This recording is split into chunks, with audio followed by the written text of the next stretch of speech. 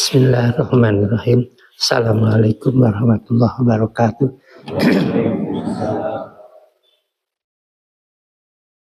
Alhamdulillah. Wassalatu wassalamu ala rasulillah ala man la nabiyya ba'dah. Wassalatu wassalamu ala rasulillah ala man la nabiyya ba'dah. Asyhadu an la ilaha illallah wahdahu la syarikalah. Lahul mulku wa lahul hamdu yuhyi wa yumiitu wa huwa ala kulli syai'in qadir. Allahumma. Bapak-bapak dan ibu-ibu yang saya hormati, ini fikihnya fikih terjemahan, ya sudah diterjemahkan bahasa Indonesia. Ada yang wakaf, ya kalau wakaf kan harus diamalkan. Jadi biasanya dari Arab gundul gitu, sekarang jadi asal ada karagok dikit, tapi lah insya Allah kita bahas bersama. Tadi kebetulan tuh yang dibaca Al-Quran itu menerangkan bahwa wanita yang dicerai tidak ada iddah. Iddah itu hitungan. Dari adada yu'addidu iddatan. Iddah berarti iddah itu hitungan. Jadi wanita yang diceraikan oleh suaminya tidak ada iddah. Iddah itu kan 4 bulan 10 hari. Berarti 4 bulan kali 30, 120, tambah 10 berarti 130 hari. Nah ada juga wanita yang diceraikan oleh suaminya. Misalkan ceraikan hari ini, 2 jam berikutnya, kita awet kawin deui umpamanya. Itu boleh. Dengan catatan, ada catatannya ini. Dengan catatan, oleh suaminya itu tidak pernah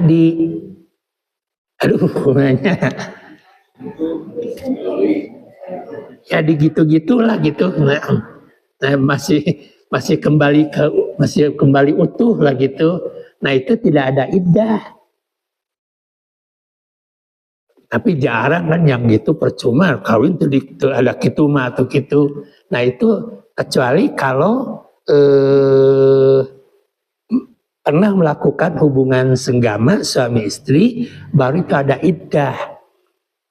Nah, dan demikian ulah cobi-cobi nyabunya ulah ya, dan tidak ada iddah. Itu yang dijelaskan tadi. Jadi Al-Quran itu sampai menjelaskan sedetil mungkin.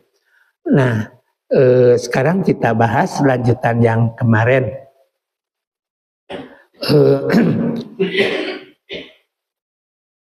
Mensolatkan orang yang mati syahid. Imam Syafi'i memberikan pilihan, apakah dia dikuburkan dengan bajunya yang dipakainya atau digantinya dengan baju yang lain. Keduanya sama-sama boleh. Nah jadi kalau orang yang gugur di medan perang, yang mati syahid, dia wafat, itu menurut Imam Syafi'i boleh dikuburkan dengan pakaiannya yang waktu mati syahid. Seperti saya mengulas yang dulu pernah sampaikan, itu Sayyidina Hamzah, beliau kan gugur di medan perang. Beliau syahid sebab Sayyidina Hamzah dalam perang Badar, beliau dengan keperkasaannya bisa membunuh Abu Jahal. Nah, kemudian putrinya Siti Hindun timbul dendam luar biasa. Dia berjanji, andai kata nanti ada suatu perang lagi, ini rambut saya, Siti Hindun itu terkenal rambutnya begitu panjang sekali. Rambut saya akan diuraikan. Dan saya berjanji rambut saya tidak akan digelungkan masih bisa bukan. Diikat kecuali manakala rambut saya ini bermandikan darahnya Hamzah. Hamzah itu pamannya Nabi. Nah kebetulan pada waktu itu terjadilah suatu perang Uhud kalau nggak salah ya. Nah ketika Hamzah sedang menghadapi musuh, kemudian Hamzah dipanah dari belakang oleh musuhnya sehingga Sayyidina Hamzah paman Nabi itu tergeletak. Begitu tergeletak langsung Siti Hindun anaknya Abu Jahal itu membawa pisau, demi bapak saya akan saya balas dendam bapak saya yang mati oleh Hamzah.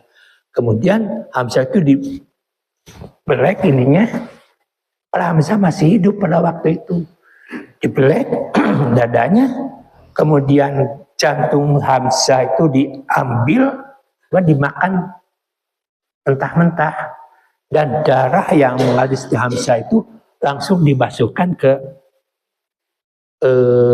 kepalanya sendiri. Nah itu Hamzah dimakamkan di bekas medan Uhud, dimakamkan dengan baju perangnya yang berlumuran darah. Nah ini mengulas yang dulu pernah sampaikan pada waktu itu kan di medan Uhud itu Hamzah dimakamkan di sebuah lapangan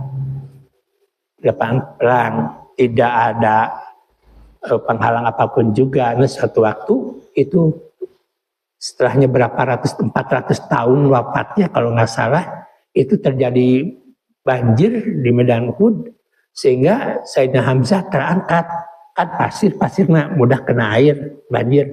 Nah Sayyidina Hamzah itu badannya terangkat kembali, dan begitu terangkat kelihatan masih segar, badannya masih segar, darahnya masih segar. Nah darah itulah yang menjadi saksi di hadapan Allah. Nah oleh karena itu menurut Imam Syafi'i, orang yang mati syahid bisa dikuburkan langsung dengan pakaiannya yang dipakai pada waktu itu, dan juga bisa diganti dengan pakaian yang lain. Nah, diurang pakaian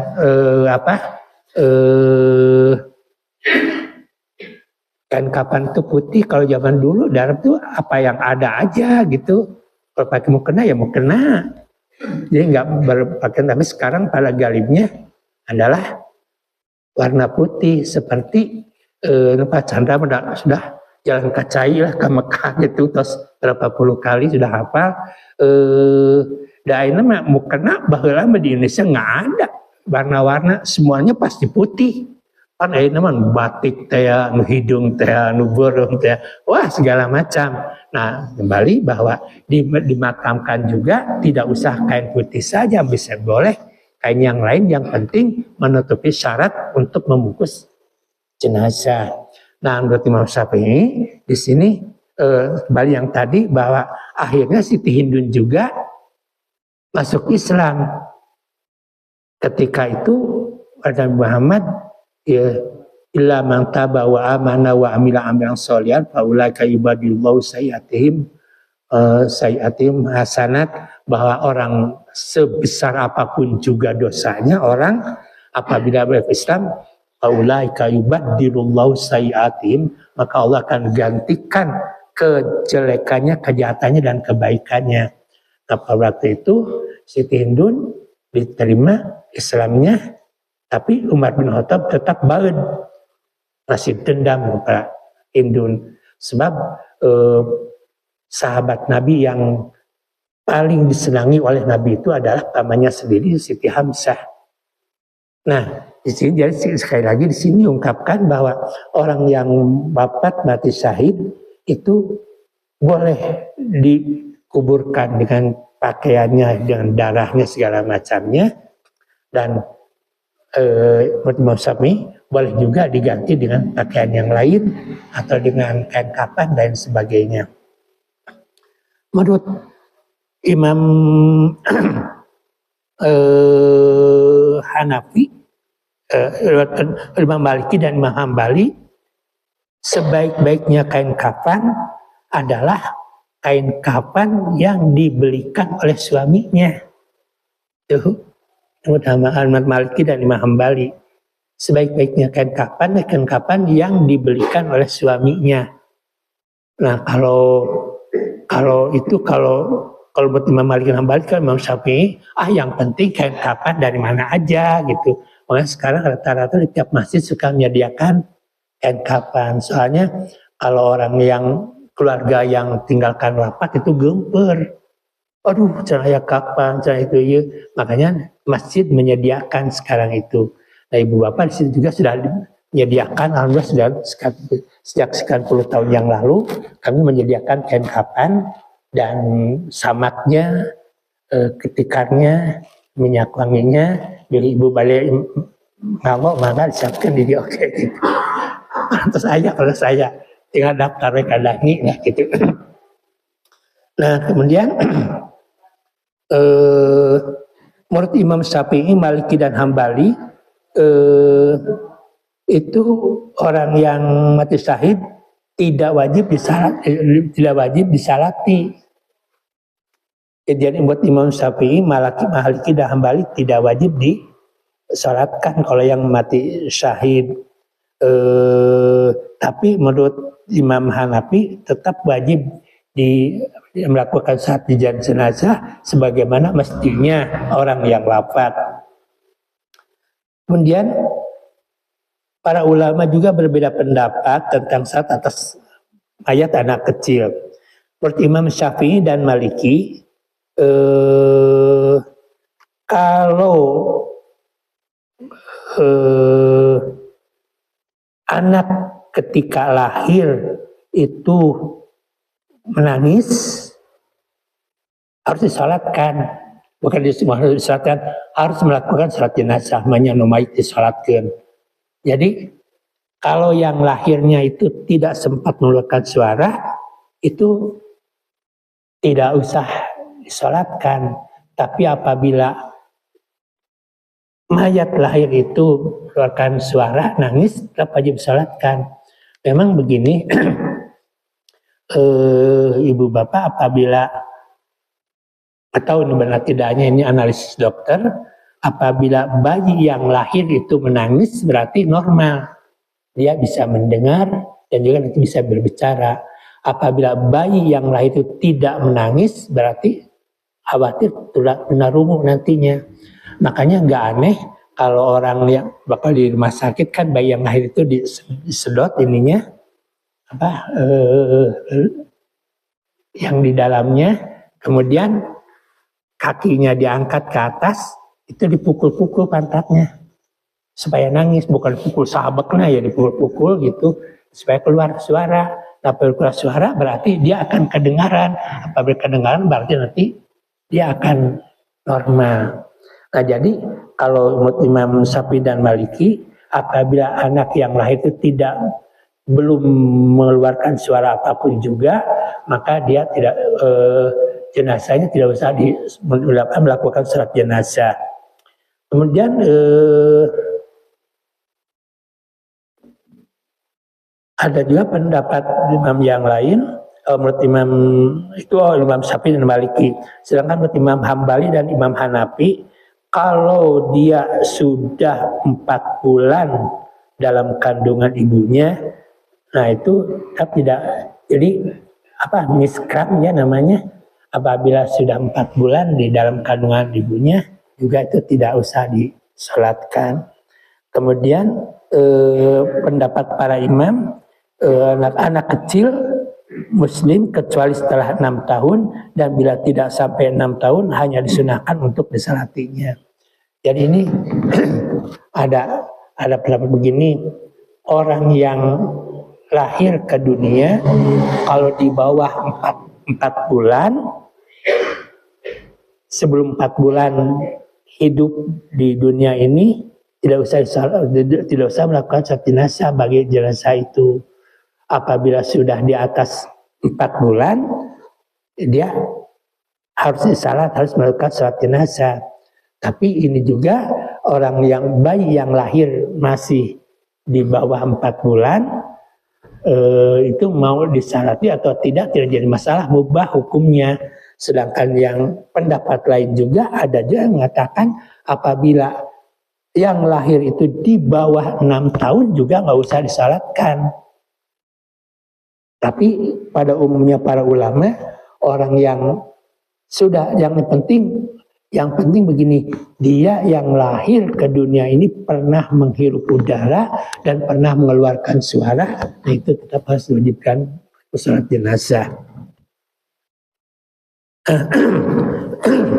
Menurut pendapat Maliki dan Hanafi, tidak boleh mensolati mayat yang gaib atau tidak ada ketika disalati. Pendapat ini berpijak kepada kenyataan yang ada pada Nabi, di mana bila Nabi SAW dan para sahabatnya mengerjakan, pasti hal tersebut diketahui dan disebut.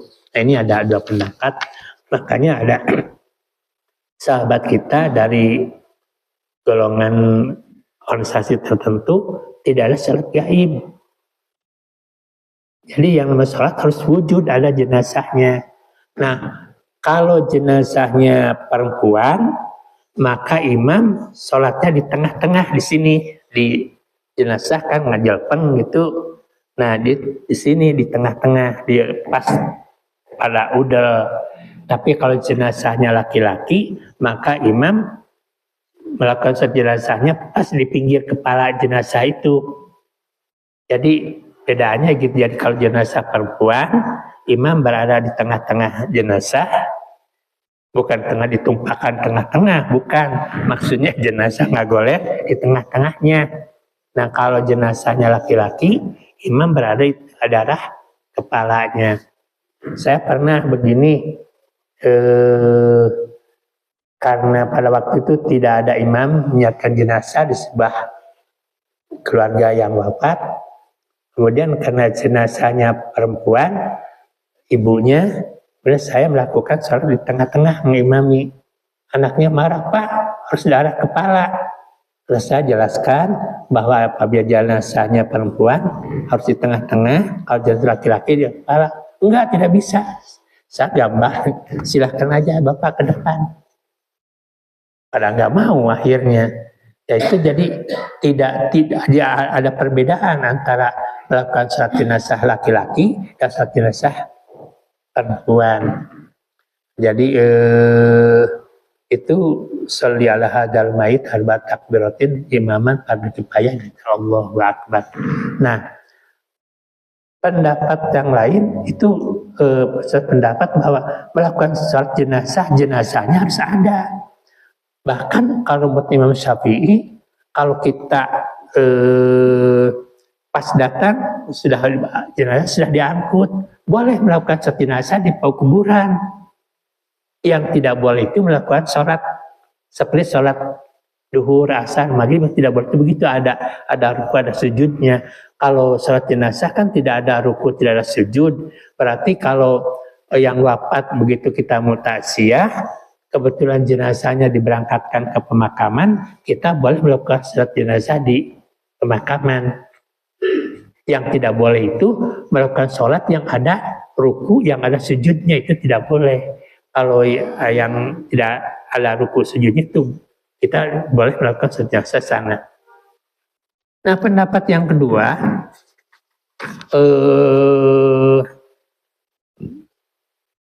sholat jenazah juga walaupun jenazahnya gaib, itu boleh melakukan sholat jenazah gaib.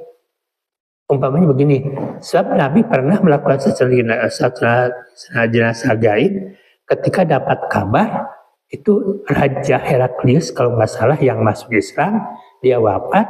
Kemudian Nabi mendengar bahwa Nabi mengadakan sholat jenazah di masjid sendiri. Nah itu jadikan pegangan bahwa kita juga kalau Jumat di sini kan memegang kepada imam itu. Jadi kalau kita walaupun jenazah tidak ada, karena dia ahli masjid, karena kita saudara kita, orang tua kita, ahli tahun kita, boleh melakukan sholat jenazah walaupun jenazahnya tidak ada, sudah dikuburkan. Itu boleh demikian. Nah, jadi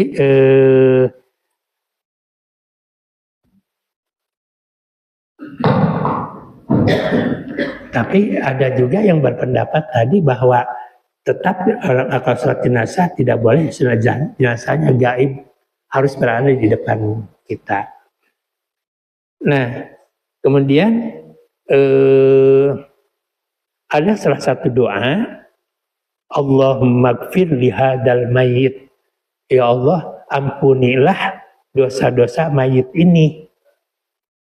Kalau kita kan begini ya, Allahumma, kau laki-laki, Allahumma gfir lahu warhamhu wa'afihi wa'fu'anhu. Kalau jenazahnya perempuan, Allahumma gfir laha warhamha wa'afiha wa'fu'anha. Nah itu, tapi cukup kalau ingin pendek, Allahumma gfir lihadal mayit. Ya Allah, ampunilah dosa-dosa mayit ini.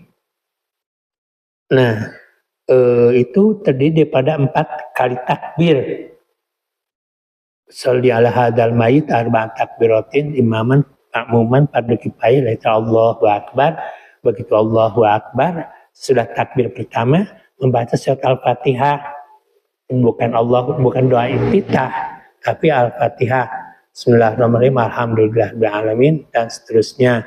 Kemudian Allah beres surat Fatihah, Allahu akbar, ke takbir kedua. Sudah takbir kedua membaca surat Allahumma sholli ala sayyidina Muhammad wa ala ali sayyidina Muhammad kama shallaita ala sayyidina Ibrahim wa ala ali sayyidina Ibrahim wa barik ala sayyidina Muhammad wa ala ali sayyidina Muhammad kama barakta ala sayyidina Ibrahim wa ala ali sayyidina Ibrahim fil alamin innaka Hamidum Majid. Jadi sesudah takbir pertama baca Fatihah, sesudah takbir kedua baca sholawat kepada Nabi Muhammad dan Nabi Ibrahim. Setelah itu setelah takbir ketiga Allahu Akbar, itu tadi Allahumma gfir lahu warhamhu wa'afihi wa'afanhu. Ya Allah, ampunilah dosa-dosanya, warhamhu, sayangilah dia, dan maafkanlah dari segala perbuatan dosanya, wa'afanhu, dengan di bawah maafmu. Kalau laki perempuan, Allahumma gfirlaha warhamha. Dan selanjutnya Allahumma, kalau Imam Hanafi dilanjutkan dengan Allahumma la tahrimna ajrahu wa la taftina ba'u. Dan selanjutnya pun takbir keempat Allahu Akbar, Assalamualaikum, Assalamualaikum. Itu kalau madhab Hanafi. Maka di Mekah, di Madinah itu begitu. Begitu beres takbir keempat Allahu Akbar, langsung Assalamualaikum, Assalamualaikum. Kalau madhab Syafi'i itu begitu takbir ketiga Allahumma gfir lahu warhamhu wa'afi wa'afanhu, terus Allahu Akbar, masih ada lagi doa Allahumma la tahrimna ajrahu wa la taftina ba'dahu sampai selesai. Jadi bedanya kalau Imam Hanafi itu Allahumma la tahrimna ajrahu disatukan pada takbir yang ketiga. Begitu takbir yang keempat langsung Assalamualaikum, Assalamualaikum. Kalau Imam Syafi'i tidak, beda. Kalau jenazahnya laki-laki, sudahnya takbir ketiga Allahumma fillahu wa'afi wa'afu anhu akrim nusulahu wa wasiban hulu, minimal Allahumma gfirlahu warhamhu wa'afi wa'afu anhu. Takbir lagi keempat, takbir keempat Allahumma la tahrimna ajrahu wa la taftina ba'dahu. Nah, itu yang kita anut. Jadi bagaimana kalau Imam Hanafi? Ya, Imam Hanafi Allahumma la tahrimna ajrahu itu pada rakaat, pada takbir yang ketiga. Makanya bapak-bapak yang sudah menaikkan ibadah haji dan umroh itu begitu Allahu Akbar yang keempat langsung Assalamualaikum, Assalamualaikum. Mana yang benar? Yang salah adalah yang tidak pernah sholat sama sekali. Itu dua-duanya benar gitu. Kemudian juga ada pendapat yang lain. Nah, itu sudah selesai kewajiban. Itu kewajiban pertama memandikan. Yang kewajiban kedua kewajiban kita yang hidup, yang kedua mengkafani, kewajiban yang ketiga melakukan sholat jenazah. Selesai. Nah, tapi ada pendapat masyhur ulama itu pada jenazah itu alangkah baiknya kalau dibacakan 10 ayat surat At-Taubah. 10 ayat pertama At-Taubah. Alhamdulillahilladzi anzala ala abdil kitab wa lam dibaca. Tapi ini pendapat ulama, tidak pakai itu tidak masalah. Dan 10 ayat terakhir surat ini surat At-Taubah. Kenapa? Sebab dia akan pindah. Kalau pindah itu berarti seperti kita pindah rumah, punya rumah baru, itu alangkah baiknya kita membaca surat At-Taubah. At-Taubah apa? Alhamdulillah, Al-Kahfi apa ya? Al-Kahfi, alhamdulillahilladzi anzala ala abdil kitaba lam yaj'alhu iwaja qawmiyal irang jabatan syadida. Ya Al-Kahfi, 10 ayat Kahfi pertama dan 10 ayat Kahfi terakhir. Kenapa? Ya supaya maksudnya dia kepulangannya itu merasa betah di tempat yang baru. Nah seperti kita kalau mau mendiami rumah yang baru, itu memang disunahkan juga membaca surat Kahfi supaya rumah itu banyak barokahnya, betah untuk pasien wae tapi dapat kenikmatan dan barokah. Udah ya, udah masuk ya. Udah, itu Bapak dan Ibu sekarang ada dasar Pak Chandra nih, itu bandrek dan bajigur, sudah sekarang ada yang baru lagi. Jadi sekali lagi Bapak dan Ibu perlu diketahui bahwa Jumat Barokah, minggu barokah sama sekali tidak mengganggu uang kencleng. Uang kencleng utuh sama sekali tidak itu. Itu mudah bisa untuk memenuhi yang khotib saja. Jadi sekali lagi semua kencleng masjid dipakai gitu sama sekali tidak mengganggu uang kencleng masjid. Insya Allah barokah bagi semuanya. Alhamdulillah, usikum nafsi bitaqwallah faqad faz. Assalamualaikum warahmatullahi wabarakatuh.